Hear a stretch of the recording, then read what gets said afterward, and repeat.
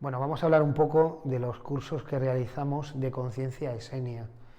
Hablar de esenios tiene que hablar de la filosofía, tenemos que hablar de la filosofía o de una de las partes de las visiones de la filosofía del judaísmo. El judaísmo tiene varias interpretaciones en épocas más ancestrales: nabateos, macabeos, nazarenos, celotes, fariseos y esenios. Eran prácticamente, diremos, sectas o formas cerradas de entender una filosofía. Y al fin y al cabo, lo que vamos a hacer en estos cursos es poner de moda o de actualidad una filosofía dentro de un conocimiento de lo que sería el primitivo cristianismo, el cambio de lo que es la conciencia del judaísmo por la conciencia evolutiva de ese judaísmo llamada cristianismo. En ese momento ocurre que uno de los personajes más conocidos de ese cambio es Jesús de Nazaret.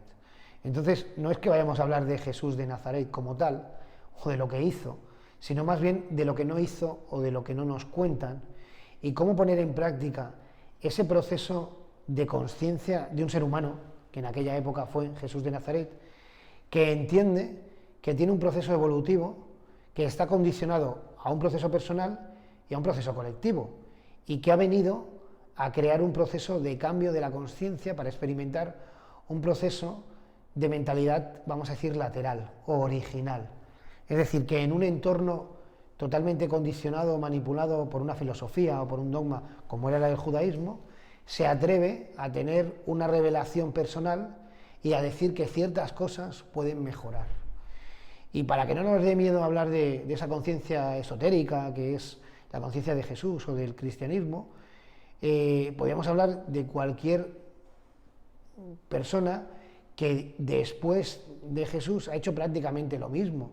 Y hablaríamos de personajes como Teresa de Calcuta, como Gandhi, como Nelson Mandela, que simplemente cogieron y hicieron lo que sabían que tenían que hacer. Y acabaron como acabaron por lo que tenían que hacer.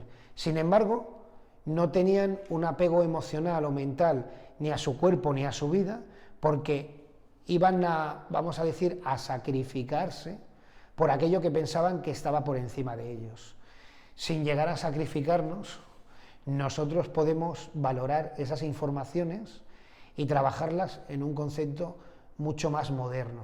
Entender cómo es el nacimiento y el simbolismo del nacimiento de un ser de esa inteligencia. ¿Cuáles son sus enseñanzas públicas y privadas? ¿Cómo realmente vivió y la vida personal que tuvo?